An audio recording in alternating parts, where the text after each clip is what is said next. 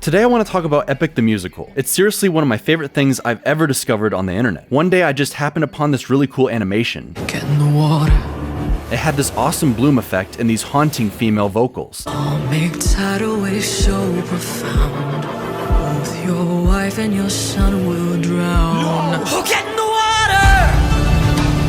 I needed to know where the audio was coming from, and let me tell you, I was not ready. This is a sinister female cover of Poseidon's part for a song in Epic that didn't fully exist yet. In fact, Epic the Musical doesn't exist. What? It's never been put to stage. It's a concept album, a run-through musical, 40 songs back to back, split into 9 epic sagas, telling the story of Odysseus trying to get back home after the war in Troy. But the problem's not the distance, it's what lies in between. I haven't been this into mythology since Percy Jackson. It combines all of my favorite things: mythology, animation, awesome music. Wouldn't you like a taste of the power? And most of all, the creative process, seeing a project grow from start to finish. It's one of the biggest collaborative projects and one of the most successful ones. But it goes even further than that. We get a real look at the inner workings of Odysseus, his psychology, his trauma. Jay does a brilliant job of introducing us to our mythological hero right at the beginning. The first song, The Horse and the Infant, begins inside the Trojan horse.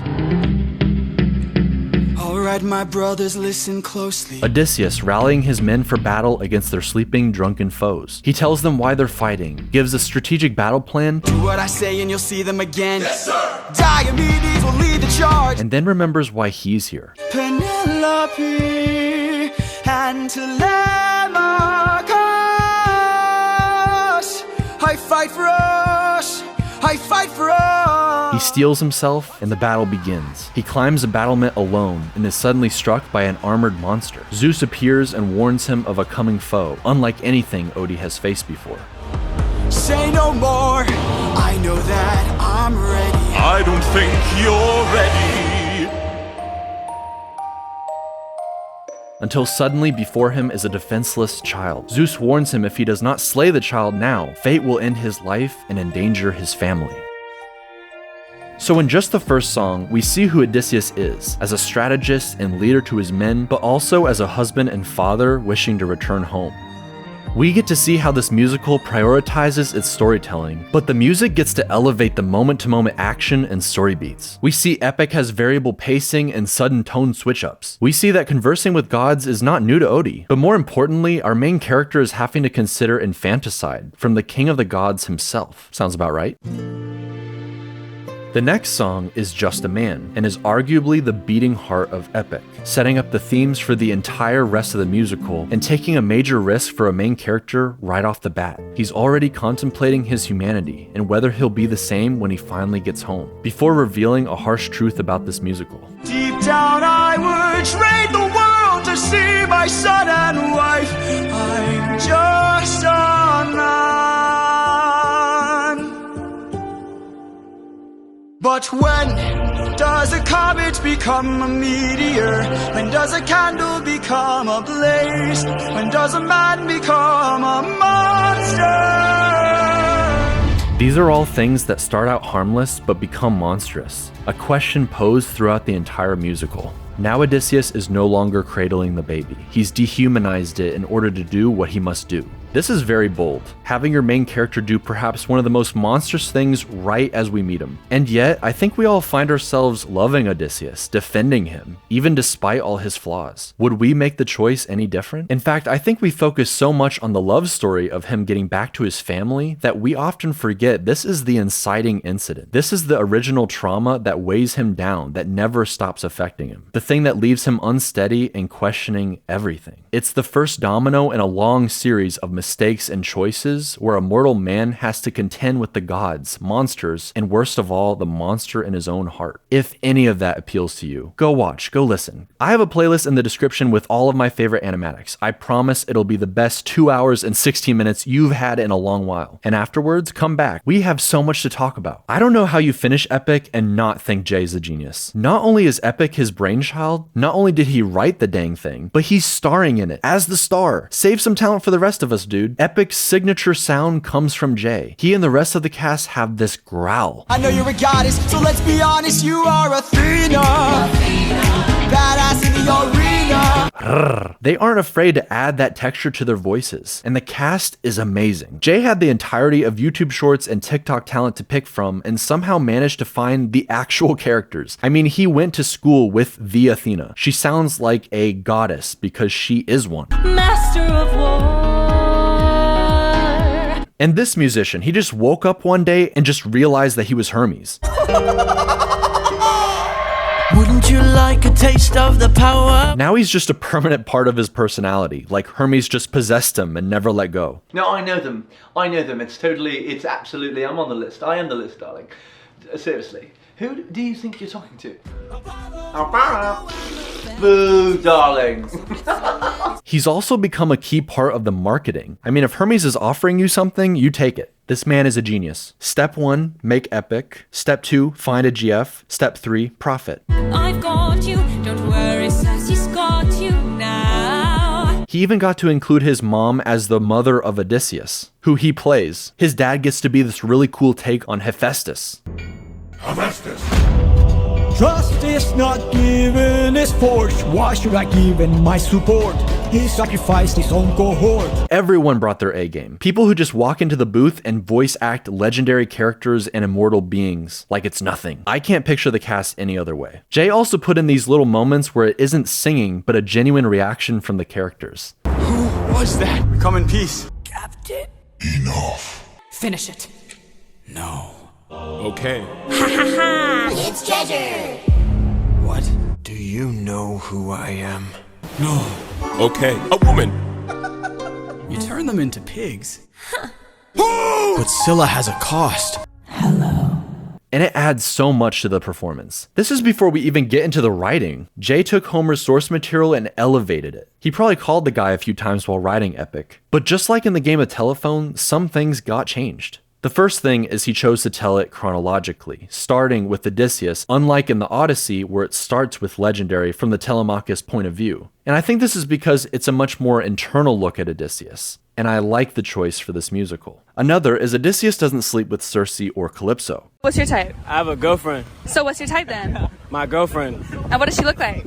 She looks like my girlfriend. So what would you rate me out of 10? I can't do that. Can't rate me at all? I can't reach you at all. What would you rate your girlfriend out of 10? She broke my scale because she's so beautiful. I think it serves to demonstrate his love for Penelope without sacrificing too much of the original, authentic Odysseus, who is calculating, strategic, performative, and opportunistic. Jorge's writing itself is so damn catchy, playful, yet surprises you with hidden meaning everywhere. On the surface, I love the word choice. Sirens know about every route and horizon. Now I know how to get back to my island. References. And I call this route Holy Moly. But under the surface is a ton of subtext and inner turmoil. One cool detail is how characters singing over each other, like Zeus and Odysseus, are arguing. But when characters sing the same thing, they are agreeing or being influenced. Like when Circe is putting Odie under her spell. Another fun fact is that the dead sing forever what they were thinking when they died, meaning the soldiers were still calling Odie their Captain!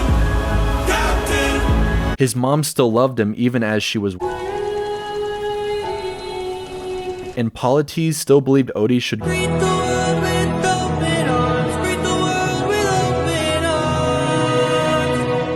There's just something so endearing listening to a creator nerd out about their own creations, and I think it's a huge reason everyone listens with perked up ears trying to catch every little Easter egg. And there's no Easter eggs he loves to talk about more than how he arranged the instruments. One of the first things you learn in Epic is that characters have their own instruments. Odysseus has the guitar, and it switches to an electric guitar the more ruthless he gets. More on that later. There's also this really cool moment where his guitar is battling with Circe's music for dominance over the scene. You will fail at placing any spells on me. A favorite example is Athena's piano, but she also has several sounds associated with her, like the ticking clock at the very beginning of Epic. Tonight we make the Trojans pay. She's always watching, or this ethereal electric sound. Show yourself.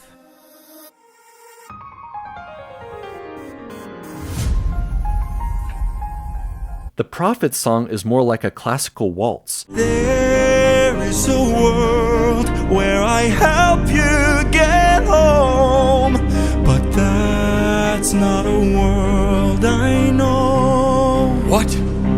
Eurylochus, Odie's second in command. What's his instrument? It's the crew. They echo him, and he says what they're thinking. The human voice as an instrument is a really cool idea, but what about if you're immortal? Humans only have a choir or background when other humans are there.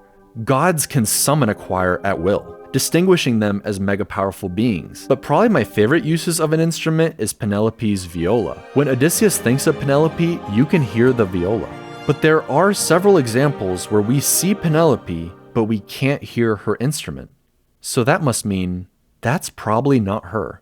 But we haven't even gotten to the most exciting part of Epic yet, the thing that keeps everyone on their toes, the motifs and reprisals. Jay has hidden meaning not only in the writing and the instruments, but by bringing a series of notes back, or a line said several songs ago. He can then recontextualize it, give it more power, more influence, and build relationships between concepts and characters. But what does that mean? The best example I can think of is Just a Man. The first time we hear it, it's a plea to be forgiven for doing something horrible for family. I'm just a man.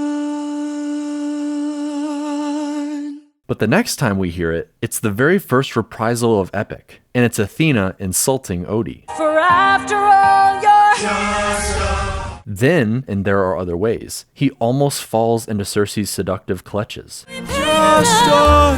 All these examples are Odysseus, but in Mutiny, it's Eurylochus who cries out, while signing his death warrant. The final time we hear it, it isn't sung. You can feel it.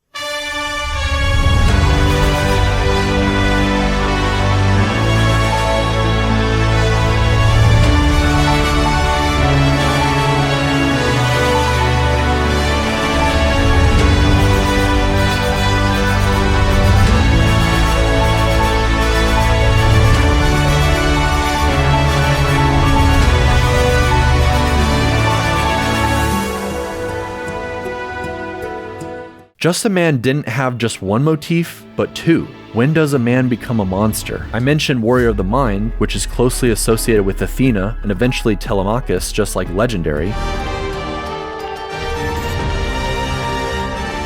Poseidon loves to throw lines back in Odie's face. I am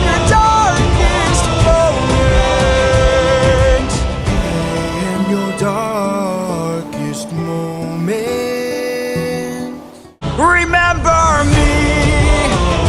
Remember me. You might think that recycling lines would get boring or tedious, but it's the exact opposite, multiplying its value every time it's used. Underworld is probably the song with the most directly recycled lines, but it makes sense. Plus, one of the biggest motifs of the later sagas comes from Underworld. It becomes much more powerful as it truly sinks in. Please Don't Make Me Do This is only used twice, and each time it's Zeus giving Odie an impossible decision. Please don't make me do this. Don't make me do this. In fact, this part of Mutiny mirrors the same part of The Horse and the Infant. Say no more.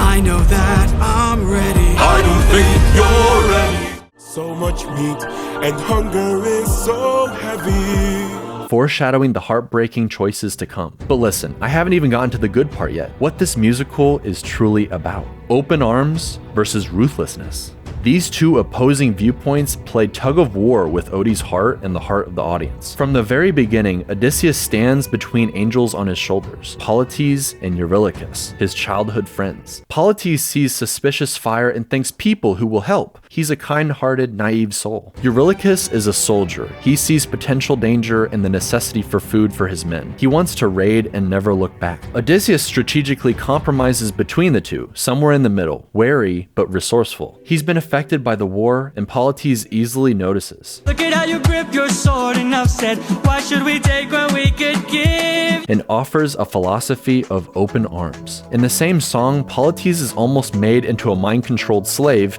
and yet this idea of open arms is enticing enough to Odysseus in his vulnerable state of mind that Athena pops out of his head and reminds him of her goals. He wants a friend, someone to help him become strong in order to get back to his family. She wants a general, a warrior of the mind who can craft a better tomorrow. Someone who doesn't dwell on what happens on the battlefield and always makes the smart call. Needless to say, they break up immediately. Once Polites dies, something is very wrong.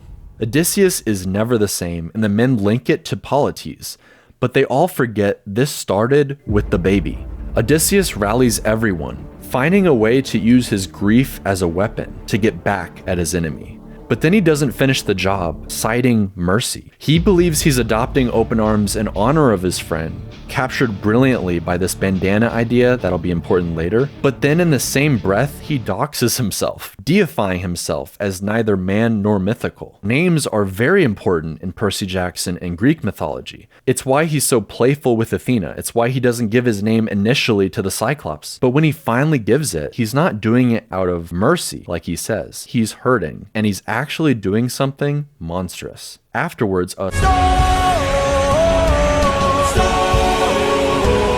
ravages the ship, not unlike in the tale of Jonah. That's right, I watch VeggieTales. We are the pirates who don't do anything. Oh, you know that's right. For the entire Ocean Saga and for the rest of Epic, water is closely associated with guilt. He's grieving, isolating himself from his men, becoming an island in the sky, where not even Eurylochus can reach him. He doesn't even trust Eurylochus enough with the windbag from Aeolus that will get them all safely home, and it ends up being Eurylochus who opens it. Odysseus is so concerned with not changing from the man he once was, not realizing he already has. He's different. These things changed him, and even more horrors are on their way. Poseidon gives him the talking to of a lifetime, calling him out on everything. All of the monsters in Epic mirror the worst traits of Odysseus, and it's why Poseidon can see straight through him. Poseidon doesn't love his son the Cyclops. Instead, it's his pride he has to protect, showing Odie that ruthlessness is mercy upon ourselves. This is the first time ruthlessness is fully articulated, and it's also fully demonstrated, just to drive the point home. From this point on, Odysseus strongly associates being monstrous with Poseidon, which is pretty understandable. So much so that the monster he summons to defeat Circe is a Cyclops. With only 43 left under his command, he doesn't want to leave a single one behind on Circe's island. He's still holding on to a faux version of open arms, despite what he's just experienced. But what he's really seeking is control, and Hermes gladly gives it to him, with a whole dance number to boot. But then there's some unexpected mercy from Circe when she almost kills him, but then he humbly begs her. She then sends him to the underworld in search of a prophet, but the underworld traumatizes him, destabilizing him immediately. And when he finally gets to the prophet, he confirms his worst fear, that Odysseus has changed and he'll never get home as the man he once was. This leads to him contemplating changing. He just fully swings the other way, deciding to become monstrous the way he perceives it, which is Poseidon. He still has his humanity as he asks these questions about the foes he's just faced, trying to understand them, make sense of the horrible things that they do. But by the time we see him in Different Beast, his men consider themselves monstrous, capturing the sirens. But then their line switches to specifically Odysseus being far more monstrous than any one of them could imagine. They don't realize the cost they are about to spend because only Odysseus could hear the sirens' advice about Scylla.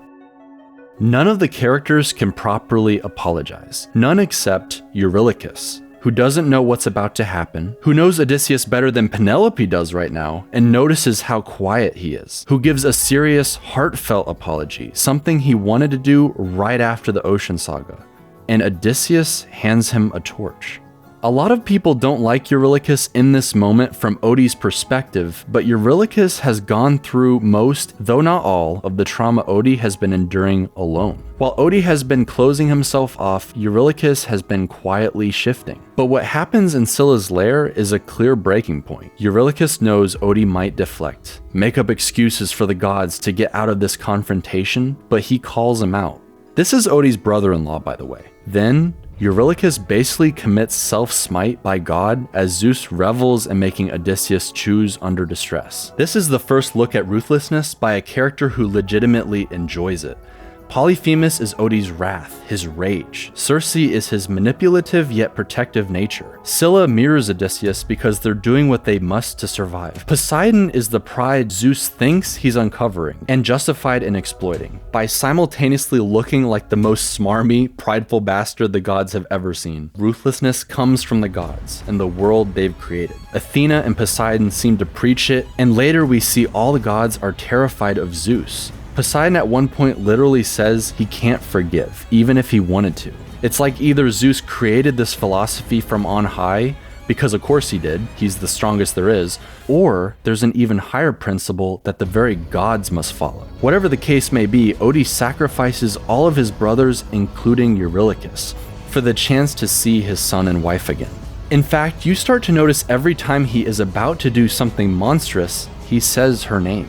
She's his comfort, the justification for everything. Meanwhile, Athena is the only god going to bat for a mortal, begging to save him for mercy. By the end, we see how guilt has affected her very differently, reshaping her vision of a warrior of the mind and what the world is she'd want to see. While Odie is taking on danger, using ruthlessness, doing everything in his mortal power to get home no matter the cost of his soul, she's contemplating how she's going to bring about this idealistic philosophy. When Poseidon finally confronts Odysseus, Odie breathes his final breath, drowned by guilt. He reawakens without mercy in his heart. Then he recites back to Poseidon everything he learned, everything the god taught him before. Then I'll become the monster.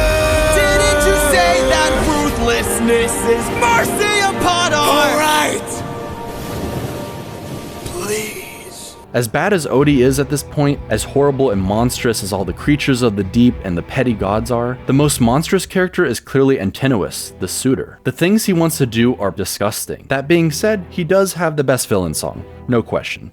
Having a mortal, a human being, the most monstrous, is something the musical wants us to think about. Speaking of which, Odie has his own backup choir, breaking the very rules of epic to become the final boss. Probably the single biggest criticism I can levy at Epic is the switch up from the mythical Odysseus in his final form tearing through and slaughtering the suitors while they scream in fear and agony to the sweet reunion of father and son, husband and wife. But it gets away with it. The death of the suitors and rejection of mercy was set up from the beginning. By the end, everyone just wants blood and no mercy without fail.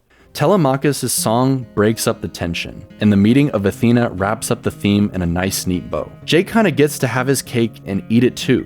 This is a Greek tragedy. Odie is not the same man as he once was. There is darkness in his heart, and he is a man with a trail of bodies. But at the same time, he's not devoid of humanity. He's not just a monster. He's immortal, and he notices Athena isn't. This world she wants to strive for, she will perhaps one day get to see. But he's done. He's ready to live his life and see his wife. Open arms and ruthlessness both got him home, but neither is ideal. The final song is so important because of the last reprisal. After all the buildup, all the suffering,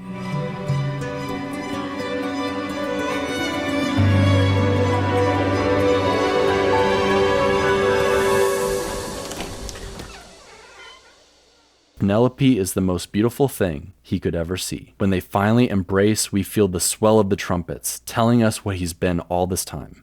Just a man. But now, I get to talk about my favorite part of Epic. That's right. There is an entire cottage industry of fan-made animatics that I stumbled upon on YouTube, and I wonder if I ever would have found Epic without them. You can listen to Epic with your own interpretation, but this isn't just a song playlist, it's an experience, a timeless story for the modern age. And what's so cool about all these animatics is everyone gets to have a piece of Epic. Amateur animators bring out their own unique styles, adding to the musical's visual identity. I've seen across animatics, Polites always always has glasses, even though everyone knows that's some anachronistic anime trope and they love it. They also always give Eurylochus the berserk sword, even in the livestream animatics that are supposed to be canon. Why? Because it's cool. Then the design of Odysseus is somehow always consistent with what you might think, even if the artist takes some massive liberties with him. In fact, the design of all characters is perhaps the single biggest difference between all animatics, and yet there's still unity there, making them all a part of Epic. For the more humanoid characters, they can either look like an interpretation from a myth or the person voice acting the character. But for the monsters, people went nuts. Polyphemus can look like a classical Cyclops or an eldritch beetle man. Poseidon always seems to have some sort of water arm, can summon his trident, or using his horse form mutate into a truly monstrous being. Also, the gods can be depicted not only as terrifying animals they represent, but enlarge themselves to the point of trivializing anything a mortal can do to them, showing that this might as well just be a game to them, and they're the real puppeteers. Seeing all the gods in totally unique art styles, each artist with a different understanding of the myths and the characters. I'm always impressed when I see something new they've incorporated in a clever way. Scylla is easily the monster people had the most fun with. This multi-headed female sea monster started a whole design arms race. She's genuinely terrifying. This might be because she's the second goriest part of the musical, so I think everyone felt they had permission to go wild. But if a new animator wants to contribute to Epic, there are many more ways to make it your own. There's color, line work, the editing, the choice of when to use more frames for an animation, or showing the spirit of movement without investing too much in in-betweens. I've seen animatics with people's D&D characters, their OCs, Genshin girls, Link and Zelda, Lego, Minecraft characters. I saw one with Patrick and SpongeBob, and it actually made me tear up! And what I found so endearing about the early animatics I would see is the amateur homemade feel. I love when people throw their hat into the ring and are inspired to make something. And as time went on, many of the most dedicated animators rose to the surface. Annie Flama has consistently made some of the coolest animatics. A lot of people remember Wolfie the Witch, one of the earliest to emerge. David Books had a small monopoly over some of the later sagas with their spiky art style. Neil Illustrator, I remember, came out of nowhere with this Zeus animation straight out of evil Disney. Merxy probably made the single coolest frame in all of Epic. Zemina Natsil showed off the devilish side of Hermes and the haunting nature of the Blind Prophet. Britpow Pixel's scratchy art style was perfect for the underworld. Gwendy! I mean, it's Gwendy, come on. Orange did this entire animatic for Hold Them Down, blending between 2D and a 3D space. But I'm guessing you all noticed one name I haven't mentioned. A creator whose work you've seen throughout this video, and honestly, maybe the person who's gotten the most people into Epic besides Jay himself. Gigi. As Epic has grown, so too has Gigi. They made animatics for songs early on that wouldn't come out for years. And what's nuts is we could already see the beginnings of Gigi's incredible skill, their sense of animation. It's in the use of color when Odysseus runs through his battle plan, how they position the camera, making it all seem to flow into one shot. It's in the editing, the expressiveness. We see early on Gigi loves to spin the camera around the characters. My favorite example, cutting between Eurylochus and Odie with Circe. Gigi also loves mirrors and reflections, seeing the monster inside. They'll also match between young and old Odysseus, the child of Hector and Telemachus. We see early examples of Gigi able to balance the seriousness of a scene with the limitations of an animatic. The use of colors are gorgeous, but there's an even greater understanding of lighting and layers. My favorite example is the red when Poseidon slaughters Odie's men. Poseidon sounds metal as hell, and he looks like King Triton with tentacle legs, a scary ass trident, and a really dope looking arm. One of my other favorites is Aeolus, almost like she's a Cuphead boss. Everything Gigi touches turns to gold. And it's so poetic that not only did Gigi animate the first thing new Winions see, but also the last. But that's not all Gigi did. Gigi made a monster. I am the monster, rah rah rah. I am the monster, rah rah rah. No, not that one. Monster is song 20. It's a lot of people's favorite, including mine, and I think it's because it's just Odysseus. Gigi is given free reign to do something unlike any other animatic I've seen. We've already seen some experimental imagery before, like in the moment Poseidon decides to level the fleet, but nothing like you're about to see. Gigi brings out the entire toolkit, the reflections, the water, the editing, and the camera. We see the return of the monstrous soldier, and then we go directly into its eye, and it's like we've fallen through his unconscious. There are islands of people he cares about that he can no longer reach. We see him alone on his own wrecked ship, determined to get home. But immediately after saying Penelope, what always happens? Suddenly we're thrown into a well of his emotions, a whirlwind of utter madness as he merges with his shadow and then emerges as the worst version of himself we have ever seen. Don't become the monster like none they've ever known. So what if I'm the monster lurking deep below? I must become the monster. Even more incredible than any of that, the bandana Wolfie introduced back in Remember Them that Odie took with him, a reminder to have open arms, is stripped off him by a Penelope without her viola. Everything comes together in this one animatic for a frightening crescendo, setting up the second half of Epic. All the suffering, all this to make one moment we were waiting for that much more meaningful. And that's why it's my favorite. This man was born to create Epic. And it's so funny in retrospect seeing some of the doubts that must have crossed his mind. There's one clip where he talks about how meaningful Avatar The Last Airbender was to him and so many other people. All I want is to be able to write things that make people feel, you know? Because when I watch Avatar, like, there's times where I'm like, getting so emotional. It's just story. It's a story. These characters don't exist. But it's just so well done. And, man, it's amazing. And I hope that one day I can be that too. Not only did Jay make a modern remake of Homer's timeless story in an age of terrible remakes and remasters, but he paid respect to the original work and elevated it, showcasing how the medium the Greeks invented has grown and evolved over time. Epic is approaching cult status, if it hasn't already. There are so many React channels and vocal coaches and writers and VTubers all clamoring to convert new fans. There is nothing quite like the feeling of falling into an internet rabbit hole as amazing as Epic, and I wish I could do it all over again. Not just for the experience, but for all the brilliant people who emerged to add their voice to something this special. And who knows, maybe the real Epic was the Lotus Eaters we met along the way. Wouldn't you like a taste of the power? Wouldn't you like to use more than words? Deep in the night, the fight lasts